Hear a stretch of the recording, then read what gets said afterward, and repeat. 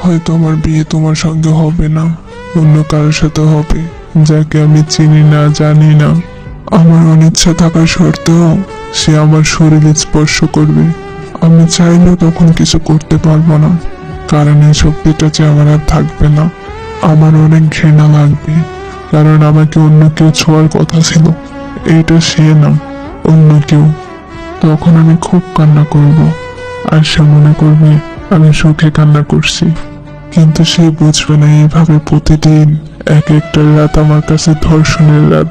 যখন যে আমার কিছুই করার নাই, আমি একটা কাগজে স্বাক্ষর করে আমার নিজের জীবনটা অন্যের হাতে তুলে দিয়েছি। প্রতিদিন তার পরিবারের মন জোগাড় করে চলতে হবে আমাকে। কিন্তু আমি তো তোমার পরিবার নিয়ে স্বপ্ন দেখেছিলাম, তোমার পরিবারের মানুষগুলোর মন জয় করে চলবে স্বপ্ন দেখেছিলাম। অথচ দেখো, আজ কিছুই হলো না। এক সময় এসবে আমি অভ্যস্ত হয়ে যাব, তারপর হঠাৎ একদিন জানতে পারবে আমি মা হব। এইটা তো একটা নারীর জীবনে সবচেয়ে সুখের দিন। কিন্তু আসলে কি আমি ওই দিন সুখী হব? না, হব না। ওই দিন চিৎকার করে কাঁদতে ইচ্ছা করবে, কারণ এই বাচ্চাটা আমাদের ভালোবাসার চিহ্ন না। তারপরও তাকে এই দুনিয়াতে আনতে হবে, কারণ বাচ্চাটার তো কোনো দোষ নেই। ওর ভূমিকা ওর পরে, ওর মুখের দিকে তাকে সবকিছু মেনে নিতে হবে।